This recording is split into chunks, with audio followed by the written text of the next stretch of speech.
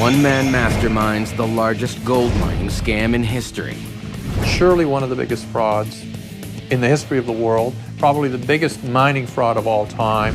He outwitted scientists, analysts, and the world's leading investors. There was always some science backing up this fraud. He turned a penny stock into $1 billion scam and made himself millions. Find out how, next on Masterminds.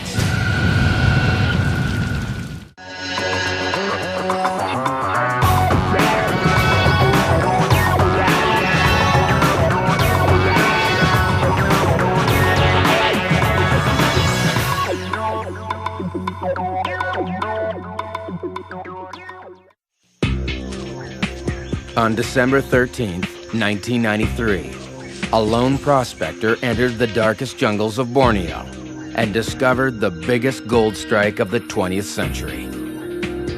These series of jungle hills in Indonesia, which all had been formed by a volcano, were lying on top of a pool of gold. The prospector staked a claim on behalf of a small mining company named Bre-X. He ordered rock samples drilled and sent for testing. There was some interesting core results, and it seemed like this could be one of those junior plays that made people a lot of money. Independent auditors assessed the size of the gold deposit as astronomical. And they started to realize that they had what they thought was an elephant deposit, a great big puddle of gold. Bre-X stock took off like a rocket. The prospector used the money to expand his operation. He cleared hundreds of acres of jungle and brought in sophisticated excavation machinery. The analysts on Bay Street and Wall Street got caught up in the excitement. And every time they published more details about this gold find in Indonesia, the market capitalization of the company, the size of the company, would jump. This company went from $1 or $2 to $286. This was the largest gold deposit in the world. Back in Indonesia, the prospector kept uncovering more and more gold. Gold was trading at $350 US an ounce. If you multiply it out, it's about $70 billion US. Fueled by greed, everyone from boardroom executives to middle-class suburbanites wanted in on the action. Everybody wanted to be the suitor to walk down the aisle with Bre-X. Even the corrupt Indonesian government tried to muscle in. But what no one knew was, there was no gold, not 1 ounce. The lone prospector cashed in his company's stock options and made off with millions, leaving investors devastated. People who have basically put a lot of their life savings into Bre-X lose everything. And I know of several individuals who committed suicide. The prospector had engineered an unparalleled gold rush, outsmarting scientists, analysts, and investors. His name was Michael De Guzman. The question is, how did he do it? Michael De Guzman has convinced the world to invest in a gold mine that isn't there, turning a penny stock into $1 billion venture and lining his pockets with millions. Michael De Guzman was a Filipino geologist who worked in Indonesia. For years, De Guzman struggles for recognition in an industry dominated by large American mining companies. Mike De Guzman knew he was smart, he had fabulous marks, he had an engineering degree, but he never got a great job. He never got a crack at a great job. It's very difficult for the Filipinos, even with extremely good engineering training, to get senior jobs with the big mining companies. While exploring the jungles of Borneo, De Guzman devises a plan to make himself rich. Unable to get the support he needs to find a gold mine, he decides to invent one. Michael De Guzman was going to get the wealth that he could never aspire to otherwise. De Guzman reasons that the most convincing site for the world's largest gold mine is on the Indonesian island of Borneo. In the area around Indonesia is an area which is quite unusually rich in gold. Gold mines are associated with volcanic activity quite a bit, so areas where you get volcanoes, people find gold mines. De Guzman concocts a geological theory to capitalize on what the experts already believe. And the theory essentially was, where there are extinct volcanoes, you're going to kind of have a plug of minerals, like gold, that are fairly close to the surface. Now De Guzman must find someone with credibility to sell his idea to the world. He targets geologist John Felderhoff. John Felderhoff is the very sort of person you would imagine that would be crazy enough to go through the jungles of Kalimantan or Borneo, wearing hip waders and looking for gold. He had actually a well-established reputation of having discovered a gold mine in Indonesia. De Guzman convinces Felderhoff to find a foreign investor who's willing to take risks and not ask questions. Felderhoff recommends a businessman from Western Canada. David Walsh was this promoter. He'd been bankrupt. He'd been sort of living out of the trunk of his car. He was the kind of guy who was always talking up a story. Walsh is flown to Indonesia, where he's wined and dined in the finest hotel in Jakarta. Walsh was at a point where he was looking for some promising properties, and he spent basically his last few bucks to take a trip to Indonesia. With nothing more than a few rocks, maps, and some questionable data, De Guzman sells Walsh on investing 80 grand on a property in Borneo that he's never even seen. It's called Busang. The thing that made the Bre-X fraud credible in everybody's eyes was that one of the largest gold mines in the world is in the Indonesian islands, about 70 miles away from what became Busang. In exchange for their work exploring Busang, De Guzman demands stock options for himself and Felderhoff. Now De Guzman sets out to turn this penny stock company into a corporation worth billions.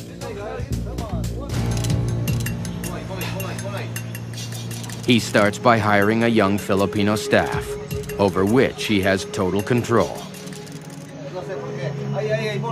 Well, the person really in charge on site in Busang was Michael De Guzman. De Guzman orders his team to drill core samples. Once extracted, the core sample is split in two. Typically, half is stored on site. The other half is then crushed and sent to a lab to be tested, determining how much gold is present. But because De Guzman knows the property has no gold, he employs an age-old mining trick called salting. Salting refers to adding gold to the ore. Usually what would happen is you'd have a gold mine and you'd go there and you'd take gold nuggets, sprinkle it around the way you'd sprinkle salt around. De Guzman orders the crushed rock moved to a locked shed, where he's sure to have absolute privacy. Inside, he devises an ingenious method of salting the samples, with gold filed from his wedding ring. Adding it to the ground-up rock. As far as I know, that's not been done before. That was a novel twist. The challenge to Michael is then taking 40 pounds of rock, figuring out exactly how many gold flakes should go in there. In other words, there's 3 ounces of gold per ton of rock. So he's got to do a fair amount of division, and he's got to carefully weigh out his gold. If he'd grabbed a teaspoonful and chucked it in, the gold grade would have been phenomenal, and people would have gone, and it would have attracted attention. De Guzman's calculations are perfect. The lab results suggest high levels of gold without raising suspicion. De Guzman has his frontman, John Felderhoff, call David Walsh at his home in Western Canada and tell him the good news. The lab results are the equivalent of a hot tip. The market came to really look forward to these results. You know, there'd be a big excitement. Walsh would say, on Tuesday we should have core results for you. Tuesday would come, sure enough, there'd be 10 or 12 new holes. As each consecutive lab result is posted, it appears that more and more gold is being found in Busang. Investors rush to buy Bre-X shares listed on the Alberta Stock Exchange in Canada. There's so much drilling at Busang that De Guzman needs a larger supply of gold in order to keep salting the thousands of samples.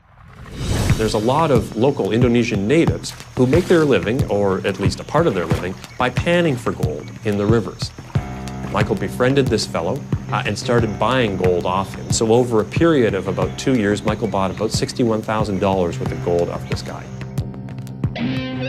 Meanwhile, Investors anxious to get in on the deal send over an independent auditor to review all De Guzman's records. The auditor demands to see De Guzman's core samples. But De Guzman hasn't saved half the samples. They did split their core all right, but they only kept 10 centimeters out of every meter. That's very unusual. To prevent the auditor from becoming suspicious, De Guzman is ready with an explanation. He cites a phenomenon called the Nugget Effect, in which the gold is distributed unevenly.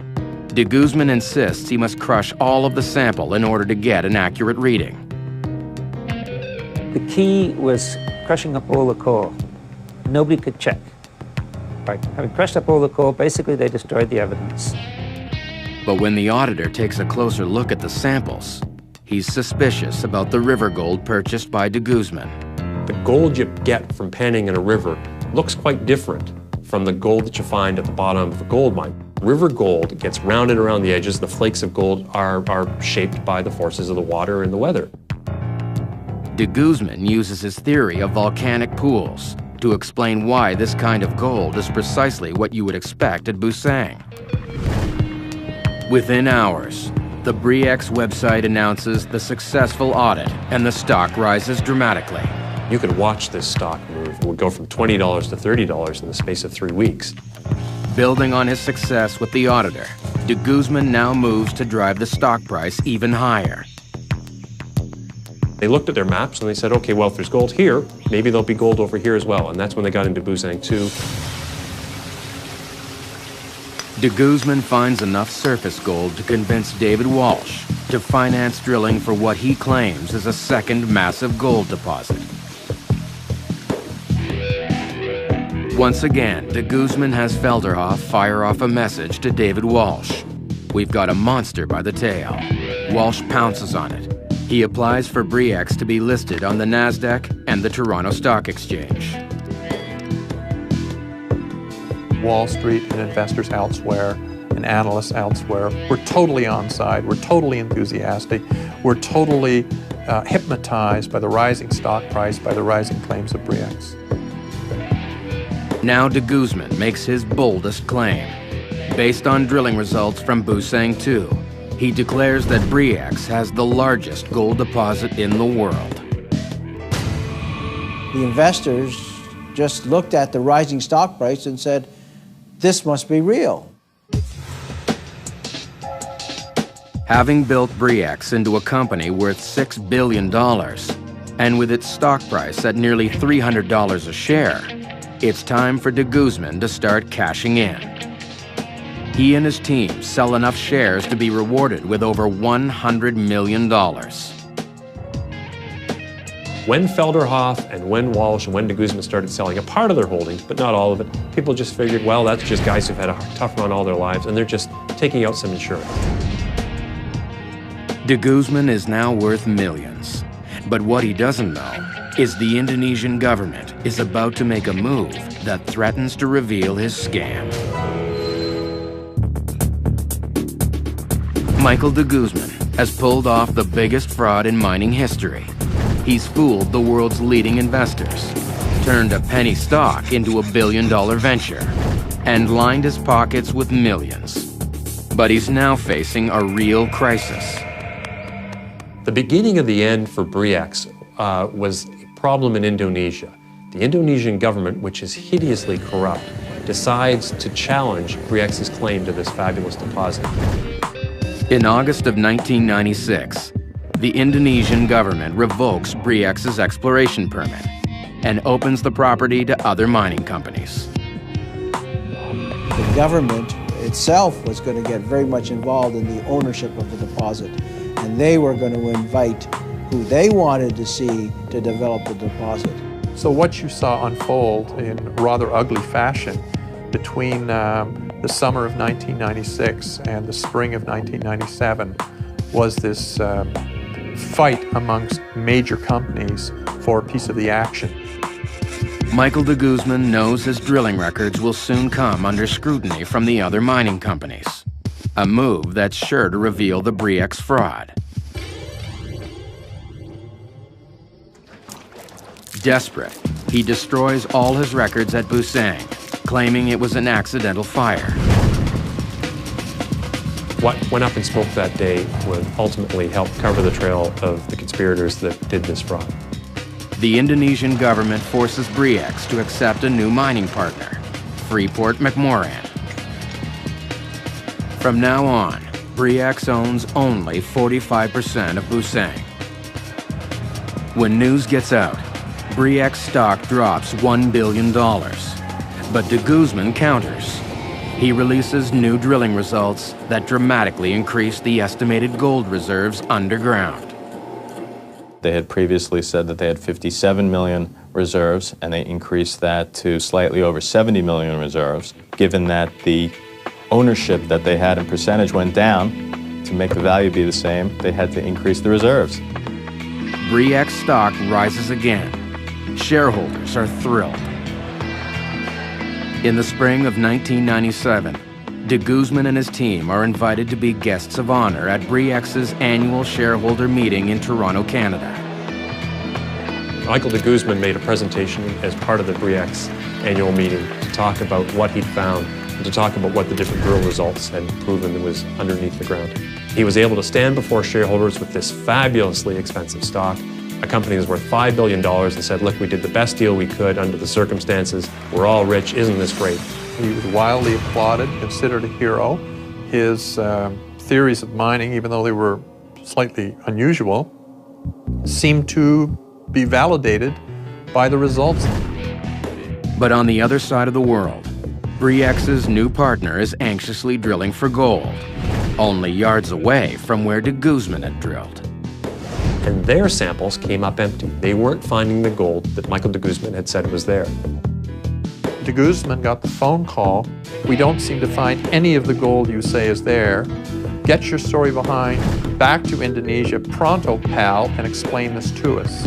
After 3 years and billions of dollars, time is running out for the mastermind behind the world's largest fraud.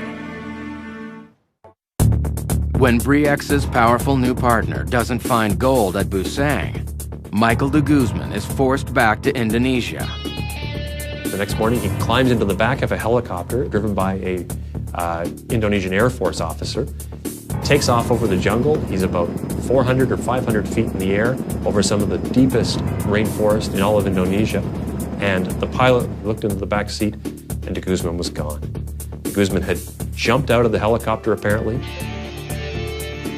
3 days later, the Indonesian army claims to find De Guzman's body. It's badly decomposed and partially eaten by animals. It's so gruesome, the authorities won't let his family view the remains. It was very difficult to believe that they took 2-3 days, I recall, to find the body, when in fact the pilot said he did set the GPS recorder, so they should have been able to find the spot. Rumors swirl about De Guzman's death. Was it suicide, murder, or yet another perfectly planned deception? If you wanted to disappear anywhere on this planet, Indonesia would be one of the easier places to do it. That you could, for a few $100s, purchase a recently deceased body. Independent drilling takes place directly beside where De Guzman took thousands of samples, and not a single ounce of gold is found. They go and they drill their own core samples, and the security they have around that is unmatched. They are drilling 2 or 3 feet away from where Bre-X says there's tons of gold. All they find is rock flake. There is no gold there. It looked so good, it couldn't be real. I mean, it was too good to be real. It's an unbelievable revelation. They just can't believe that this fabulous deposit, in fact, never existed. Investors around the world suddenly realize they've been had. Walsh is just flabbergasted. He cannot believe that this is happening. And it's that point that the Bre-X team in Toronto realizes that they've got nothing to go on, that their stock is going to zero because this was a massive fraud. Shares themselves are only useful as wallpaper. David Walsh adamantly denies any knowledge of the fraud. He moves to the Bahamas with his wife. 2 years later, he dies of a massive heart attack. John Felderhoff continues to live in a gorgeous home right next to the yacht club in the Cayman Islands, where there's no tax and there's also no extradition treaty with Canada for white-collar crimes. Michael De Guzman, the mastermind behind the greatest mining scam of all time, is supposedly laid to rest. I compare him to Rumpelstiltskin. He was able to turn a very small amount of gold into a huge amount. He spun a story into a huge amount of gold. No criminal charges have arisen out of the Bre-X scandal. No one has ever spent a day in jail as a result of it. The fraud itself has changed the way that Canadian regulators look at the mining industry. It would be somewhat more difficult to pull off a similar type of scam, but it isn't impossible. It's probably still could be done again. The adage, caveat emptor, is indeed true. Buyer beware. In spite of class action lawsuits, not one investor has ever been compensated. A harsh reality for thousands of ordinary people who invested their life savings in Bre-X and were left penniless. I actually believe that Michael De Guzman is alive. I don't think that he did fall out of that helicopter. I believe that he faked his own death and that he's enjoying the money that he scammed at Bre-X.